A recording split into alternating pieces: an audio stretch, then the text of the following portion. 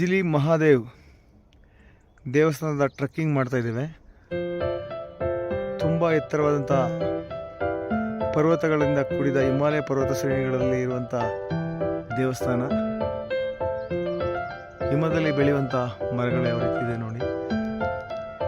ತುಂಬ ಕಡಿದಾದ ಎತ್ತರವಾದ ಪರ್ವತ, ಹಿಮಾಲಯ ಪರ್ವತಗಳ ಶ್ರೇಣಿಗಳಿರುವಂಥ ಹಿಮಚ್ಛಾದಿತ ಪ್ರದೇಶಗಳನ್ನು ಒಳಗೊಂಡಂಥ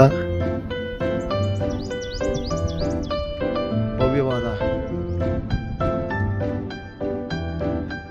ಪರ್ವತ ಶ್ರೇಣಿಗಳನ್ನು ಒಳಗೊಂಡಂಥ ಅತ್ಯಂತ ರೋಮಾಂಚನ ಮತ್ತು ರಮಣೀಯವಾದಂಥ ಬಿಜಿಲಿ ಮಹಾದೇವ ದೇವಸ್ಥಾನಕ್ಕೆ ನಾವು ಪರ್ವತಾರೋಹಣವನ್ನು ಮಾಡ್ತಾಯಿದ್ದೇವೆ. ಎಲ್ರಿಗೂ ನಮಸ್ಕಾರ. ಹಾಯ್, ನಮಸ್ತೆ. ವಿಶ್ವದ ಅತ್ಯಂತ ಶಿಖರಗಳಲ್ಲಿ ಇದು ಸಹ ಒಂದು. ಬಿಜಿಲಿ ಮಹಾದೇವ ಹಿಮಾಲಯ ಪರ್ವತದ ಒಂದು ಶಿಖರವನ್ನು ನಾವು ಈ ದಿನ ಹತ್ತಿದ್ದೇವೆ, ಚಾರಣವನ್ನು ಮಾಡಿದ್ದೇವೆ. ಅತ್ಯದ್ಭುತವಾಗಿದೆ. ಈಗ ನಾವು ಹತ್ತಿರುವ ಪರ್ವತದಲ್ಲಿ ಸ್ವಲ್ಪ ಹಿಮ ಕಡಿಮೆ ಇದೆ. ಎದುರುಗಡೆ ಕಾಣ್ತಾ ಇರುವಂಥ ಪರ್ವತಗಳಲ್ಲಿ ಅತ್ಯಂತ ಹಿಮಚ್ಛಾದಿತವಾಗಿ ಹಿಮ ತುಂಬಿಕೊಂಡಿದೆ. ಹೇಗೆ ಕಾಣ್ತಾ ಇದೆ, ಮೋಡಗಳ ಥರ ಕಾಣ್ತಾ ಇದೆ ಪರ್ವತಗಳು, ಹಿಮಾಲಯ ಪರ್ವತ. ಬಿಜಿಲಿ ಮಹಾದೇವ ಶಿವ ಮಂದಿರಕ್ಕೆ ಈಗ ನಾವು ತಲುಪಿದ್ದೇವೆ. ಅತ್ಯಂತ ಎತ್ತರವಾದಂಥ ಶಿಖರಗಳಲ್ಲಿ ಇದು ಒಂದು. ತುಂಬ ಅತ್ಯದ್ಭುತವಾಗಿದೆ. ದೇವಸ್ಥಾನ ಮನೆಗಳನ್ನು ಯಾವ ರೀತಿ ಸೈಜ್ಗಳನ್ನು ಕಟ್ ಮಾಡಿ ಮನೆಯನ್ನು ನಿರ್ಮಾಣವನ್ನು ಮಾಡಿದ್ದಾರೆ.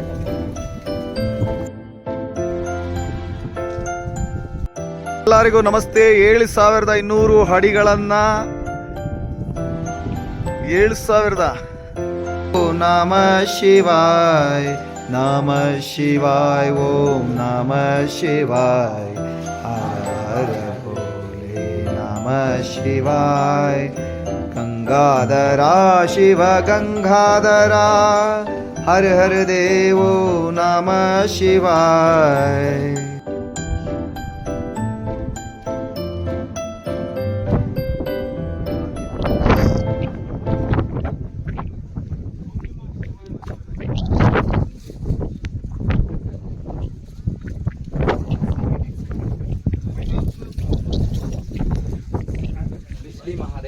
ನೋಡಿ, ಬಿಜಿಲಿ ಮಹಾದೇವ ಶಿಖರವನ್ನು ಮತ್ತು ಹಿಂದೂ ದೇವರನ್ನು ರಷ್ಯಾದವರು ಸಹ ಪೂಜೆ ಮಾಡ್ತಾ ಇದ್ದಾರೆ.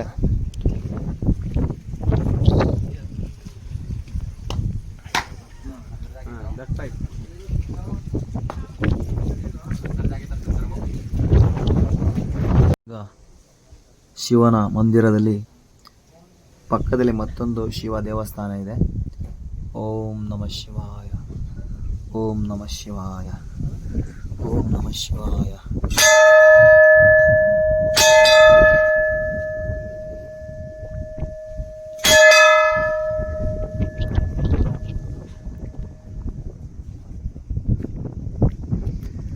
ಬಿಜಿಲಿ ಶಿವಲಿಂಗ ದೇವಸ್ಥಾನದ ಇರುವಾಗ ಬೃಹದಾಕಾರವಾದಂತಹ ಆಪಲ್ ಮರ ಬೆಳ್ಕೊಂಡಿದೆ.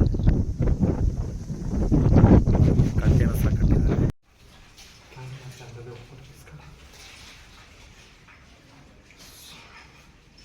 ಓಂ ನಮಃ ಶಿವಾಯ. ನಮಸ್ತೆ. ಹರ್ ಹರ್ ಬಿಜಿಲಿ ಮಹಾದೇವ್. ಓಂ ನಮಃ ಶಿವಾಯ. ಹರ್ ಹರ್ ಗಂಗಾಧರ್.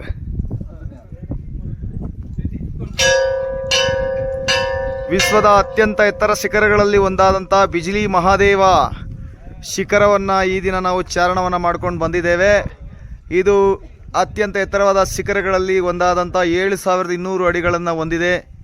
ಅತ್ಯಂತ ಎತ್ತರವಾದಂಥ ಒಂದು ಹಿಮಾಲಯ ಪರ್ವತಗಳ ಒಂದು ಪರ್ವತ ಶ್ರೇಣಿಯನ್ನು ಇವತ್ತು ನಾವು ಹತ್ತಿದ್ದೇವೆ. ಅತ್ಯಂತ ರುದ್ರ ರಮಣೀಯವಾಗಿದೆ.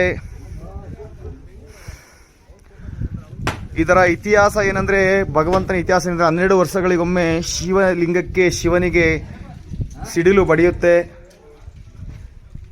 ಮತ್ತೆ ಪುರೋಹಿತರು ಅದನ್ನು ಒಂದುಗೂಡಿಸ್ತಾರೆ, ಮತ್ತು ಅದು ಒಂದುಗೂಡುಗೊಳ್ಳುತ್ತೆ.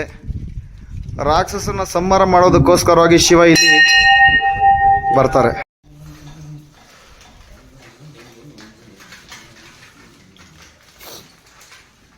ಧೂಪ ಅರ್ಪಿಸ್ತಾನಂತ. ಬನ್ನಿ ಸರ್, ಚಿದಾನ ಸರ್. ಧೂಪ ಪೂಜೆ